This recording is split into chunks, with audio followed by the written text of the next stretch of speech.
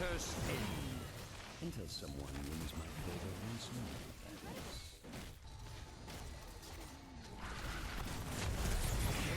Yes, one kill. And your breath. And the former has value. The former does indeed have value. Welcome back, everybody. It's Windback, and today we are playing Heroes of the Storm. We are playing Alarak because he has gotten one talent change that I think has actually gotten two talent changes, but one of them is going to really free up a new playstyle for Alarak. So, today's team comps are Lunara, Alarak Thrall, Anubarak, and Rhaegar versus Tassadar, ETC, Lucio, Tracer, and everyone's favorite, Castia. Now, the abilities for Alarak, in case you're not aware, we have got Discord Strike at 1. This is going to be a big triangular skill shot. It's going to silence people that we hit. We've got our Telekinesis, which is exactly what it says. It's just a big pull. You can do in any direction. You can pull yourself. You can pull enemies. You can push if you want to. You can go wherever you like with your mind powers. Your Protoss mind powers. And then our E is going to be a Lightning Surge, and this is going to deal some damage to a target that we click on with Super Quick Lightning and any targets in between, and we are going to heal for some of that damage. Now, the biggest change that Alarak has gotten this patch is going to be a level 1 talent, and it's called Overwhelming Power. This used to be Sustaining Power, which was an E talent, a Lightning talent, which would just make your lightning heal you for more. But now, what it is doing is, if you hit your Q on someone, you are going to heal for 40% of the damage that you do with your auto attacks after that. Oh, please don't shock. Okay, good. He didn't shock me. And then we are also going to get... Oh no, we're going to heal for 50%, and we get 40% attack speed. So that's pretty dope. But the attack speed and the healing that you get from these is going to go really, really hard scaling towards the end of the game, which is going to be super exciting to get into. But the talent itself is really going to allow a playstyle for Alarak in the vein of just melee assassin. Now, typically when you're playing Alarak, you're playing for combos, you're playing for abilities. You want to hit people, but you want it to be on your terms with your combo, so you're pretty constrained by your cooldowns.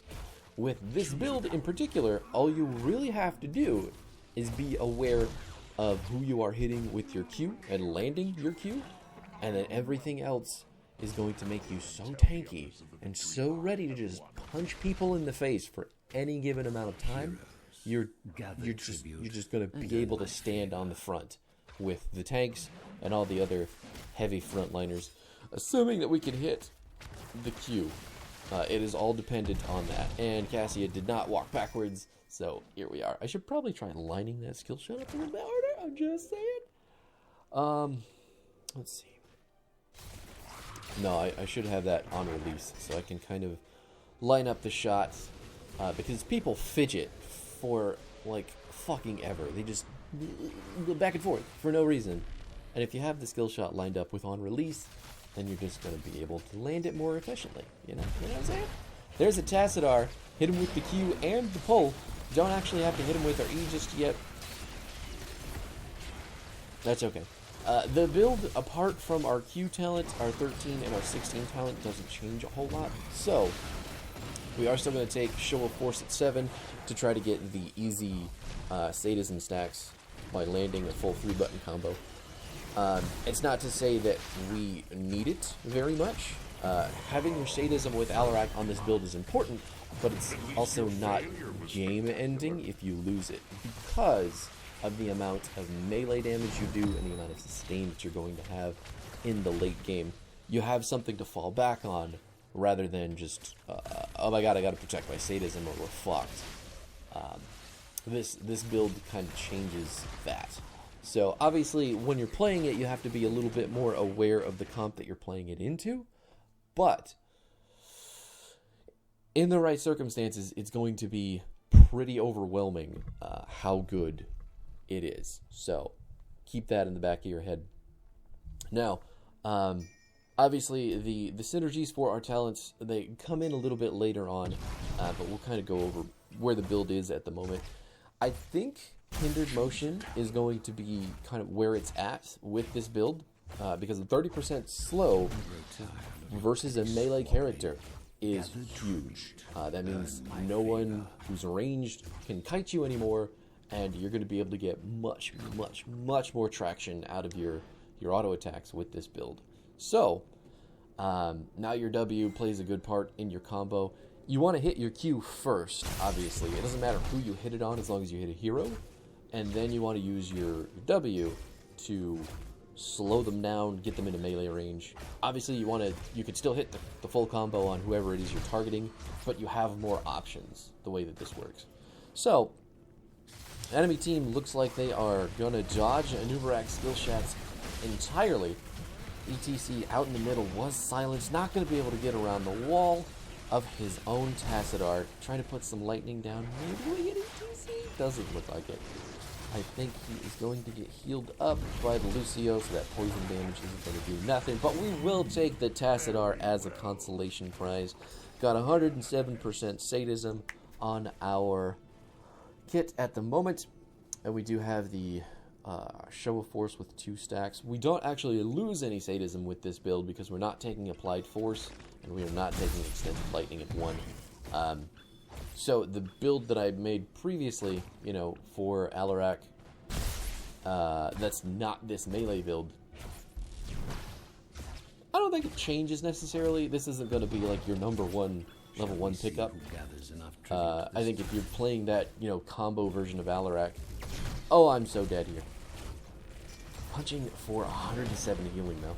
That's had Tracer not had her 2 buddies there, she probably would have died just from me punching her. So sad that I died right before the objective, but not the worst thing in the world. My team still having plenty of time to get the camp out. It's only 1 versus 1 in the tributes, and we are 10-9 right now. Can we stop the Lucio? Is Lunara going to get there in time? Got it. Just on the tip. Perfect. Cassia going to blind her, trying to get away. Lunara kiting around back now, while there is a 3-on-3 with that Cocoon going 3 versus 4 at the moment. Now we're all here. That's a Bloodlust. Gonna get that big combo on ETC, and now we're just gonna run it down and slice people apart. Oh my god, it is so good. Don't sleep on Bloodlust. Just don't do it. We're healing for 111 right now.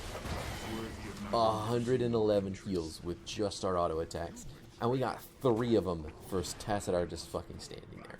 That's 300 health back. He was literally doing no damage to us with his autos and just fucking died. I love it. Trying to push Lucio away, but we're going to take the silence instead. Keep hanging out, buddy. I promise. I promise I will make it worth your while. Okay. He's going to leave. What a bitch. Take that lightning kill. Nothing you could do to stop me, Cassia. I do what I want. I am the High Lord. Now this build, it's another, it's not a feast or famine build, but when you're playing a melee assassin, you're going to feel, oh, I need to be popping off, or I'm useless. And this build really engages that popping off kind of feel. You're going to see it a couple times in this video where we can fight. And I love it. Because Alarak's autos hit really, really, really fucking hard. Oh my god, that's a mosh pit. And the Cocoon is going to stop him. Gonna pull in the Tassadar, get some auto attacks on him. We're actually blinded by the Cassia. Shit. Bloodlust is out. ETC's got his block charges as well. I hate it. Need some more healing. Bloodlust is over. They still have 4 to our 3. They're all a little bit late on the Earthquake. Oh no. Okay, well. Can we get it? Yeah, there we go. Everything's working. We've got 2-2 right now. We've got to try to heal up while our thrall channels, those block charges are so bad. But the counter strike is going to take out the ETC. We are still laying down the poison damage on the back. Cassia and Lucio are not going to be able to stop us for very long. I got booped. I didn't die from the Cassia Q. Thank God. Alright, perfect. Oh, Tracer's back. Now I'm dead. But I took so much damage there. She's just gonna live. Okay. Lunara makes it out, avoiding the shock rate. Black hole going to be used to stall the tribute. Enemy team really concerned about this one, being that it is the third one. Our Rhaegar is going to die, and our Anubarak is going to dive in. It's you know, don't dive Tracer if you're playing a tank who doesn't have point and click. It's just really that easy. Your skill shots are extremely hard to land. Tracer can blink out of most of them. So if you're playing Murden, if you're playing Anubarak, even if you're playing ETC, it's going to be difficult to hit her. So I suggest, you know, Diablo, Johanna, obviously super good. Not a whole lot of super CC there, but, you know, you can just kind of fuck her up all the time.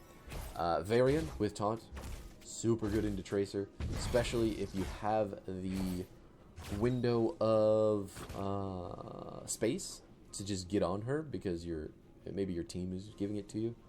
I think Varian is incredible into Tracer, and not enough people Shall we see who play Varian, period. Oh, got him. Got the stacks for the 2% sadism at the very least. Now, as far as the build goes, at 10, obviously you can see we picked up Counter-Strike, but at 13, we do have Blade of the High Lord because of the number of auto attacks that we're landing. Ooh, that mosh pit. But the interrupt from the Anubarak with the Burrow Charge is absolutely insane. Now we're just going to go in, we're going to punch stuff. Try to get back to this ETC who's in the middle of our backline, and I really don't like it. Missing the combo there, sadly. Rhaegar is up front. Our Bloodlust has dissipated, but ETC is going to die too. Lunar and Thrall coming up from the bottom. And we are at 117% sadism from 102 just from landing combos and hitting auto attacks. It is absolutely fantastic. Cassia blinding us. Not in love with that. Gonna lose our Lunara, but we do take the Tassadar out as well. It's currently 4 versus 2. Cassia and Trace are the only people alive, and there's no way they're going to be able to stop us. So, enemy team is just going to have to eat this. We're going to get 16, which is going to cap off our build perfectly with the Lethal Onslaught. Lethal Onslaught is going to, every time we hit our Q, is going to give us 50% of our sadism damage bonus to our basic attacks for 4 seconds. And then hitting people with our basic attacks is going to increase that window. But as you can see, our auto attacks are going to be healing us for stupid amounts now. And they're going to hit extremely hard because of that 16 talent, and Blade of the High Lord is going to be increasing our sadism, which is going to increase our auto attack damage from our 16 even more. 461 damage per auto there. Absolutely fucking nuts. So let's focus the building here. We don't need to get any more kills at the moment. We don't want to lose the curse. Now we can dive in. Now we can get the kills. I didn't hit my Counter-Strike in time. That's really unfortunate. Had I hit my Counter-Strike on the black hole there, I probably would have gotten both of those kills. But I'm just here, hanging out, punching, trying to just... Okay, well, it's my fault, right? I shouldn't be over there. My team was leaving. Nobody had any mana. I guess it's fine. Yeah, I know. It's fine. It's whatever. It's a bad call on my part. We lost all our sadism, but we're still at 100%. Lunara looks like she's gonna die as well. Let's see what's going on down there. Nope. She is A-okay. Or is she? She makes it out. Tracer living through. I mean, Tracer not able to kill Lunara. Lunara living through. You get what I meant. doing the camps, obviously. Knocking those out. Probably didn't need the Anubarak help on that one. And now we've got Rhaegar, Lunara looking at our night camp. I wonder if the enemy team is going to come over here and try to fight us for this. They've just taken the Giants, so they're probably not going to. I would be looking at our boss if I was the enemy team, which is why I think we need to... Oh, okay, you want to look at my team's boss. Okay, I see. This is a point in the game where... Oh my god. Okay. Thrall going around for the flank with the Earthquake. Dropped it a little bit early, but it is still managing to hit quite a few people. Can't stop ETC at the moment. Got him with the tip just there. There's the Bloodlust. Running it in now. Oh my god. 337 damage still through the block charges. See if we can get any heals. That was a 3 for 2. Really unfortunate timing on the engage from our Anubarak. This is definitely curse point for the enemy team. We do have camps pushing in both the middle and the top, though. We do have our Lunara going hard with them. Anubarak is here. He's got beetles. He's got a little bit of stall potential. Thrall's going to be up very quickly. So maybe with the amount of attention the enemy team is throwing back to their base, we could stall this out just a little bit more. Okay, he's full in. There's no escape now. Lunara's here to back him up. Leaping strike onto the Cassia. Is she going to die? Doesn't look like it. Lucio just with those heals over time, really not going to let his teammate die. But they didn't get the curse point. Fantastic stall from our Anubarak. Fantastic play from our Lunara on the other sides of the map to really force the enemy team to make a decision. They know we're here because Tassadar has seen us, and I don't know if they know this, but all of us are here. So, this means this is a fight that we want. Especially if we can stop ETC from landing into the mosh pit in 20 seconds. We're a little bit split right now. ETC is on the other side of his team as well, though. So, he's made it. No mosh pit yet. Still got 10 seconds on it. There's the black hole. Gonna hit absolutely fucking nothing. And we do have the top keep to Giants. We're not 20 yet, so we don't necessarily want this fight, but I'm still in the business of killing people at any possible. There's the Bloodlust. Now we just gotta walk in, hit Cassia. 335 damage, even with no armor. There's nothing she can do. Nothing. Oh, we've still got it. 522, 530. Oh my god, it just keeps going up because of the Blade of the High Lord. So absolutely fucking disgusting. Oh my god, the mini-map really fucking my shit up there.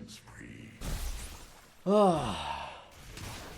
Alarak was looking to the top of the screen because my mouse was over my mini-map. It's unfortunate. Unfortunato. Still got Giants pushing on the core.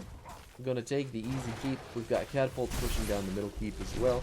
We could probably just walk past and end it right now, but a little bit spooky. So we're just going to let that go. Now, the sad thing about this current moment in time is that I don't have any Show of Force stacks, which leads me to believe that that talent might be just a wee bit more difficult these days. I've got one now. Oh my god, the amount of damage. I'm dead. I'm super dead. You're not dead? I may have killed my healer, but I've got the kill. 150% sadism. I am not using my telekinesis to save my team from the mosh pit, which is kind of sad. Kind of sad. The core lives. Our Anubarak gets the tribute, and it's like maybe bad. So you know, it's whatever. It's fine. It'll be okay. They still have to clear out all the catapults, so. Shall we see who gathers enough Nope. tribute this time? Doesn't look like we're going to get any remaining core damage. Well, this'll do it. If the enemy team gets the tribute, they get the curse, And that'll be the end of that. But they still actually have to do that. So, you know, it's kind of like, what are your options here? Keep pushing out your waves? Eat a curse? Take a curse? I don't know. It's rough stuff. I think we just let them have it since there's only 2 of us alive. We don't want to stagger the deaths and give the enemy team a bigger window to come back in. So we're just going to take it. All the lanes are going to push out for the enemy team, which is what they want. They may actually go for a boss play here after they get this bottom fort. Obviously, we just go to the other side of the map and we take their boss because there's 2 of them. Making sure that you're making proactive plays when the enemy team has quote-unquote the advantage is the best way to win the game. So right now, getting this boss killed as fast as possible with that bloodlust is going to be a win condition for us. As soon as the boss hits the core, it's game over. So it's a full base race right now. We can back. They just lost the game. Even if they do back, there's nothing that they're going to be able to do to really stop that boss from ending. So the game's pretty much over. We just get to watch one final team fight. And yeah, Deathmosh holding people down in the back. There goes Tassadar. See if we can get the Cassia as well. Gonna take the Tracer instead. And oh yeah, I remember. Buddy, don't stand right next to her. Are you kidding? A mega kill, unexpected. Unexpected, Alarak. Are you sure? I was expecting it. As soon as Lucio goes over to the cocoon, he's just dead. There's nothing he can do. And obviously, here's the boss that ends the game. It's just how it works. The enemy team had absolutely no idea, apparently, that that's the game-winning play, but Not get used to that. here we are. Oh, that game felt so good. MVP. Died plenty of times with our Alarak, but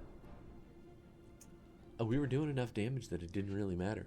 We were making enough plays, getting enough kills, that it really, our deaths didn't cause that much of a problem. And to be honest with you, getting our sadism back wasn't an issue either, because of the amount of auto-attacking that we were doing.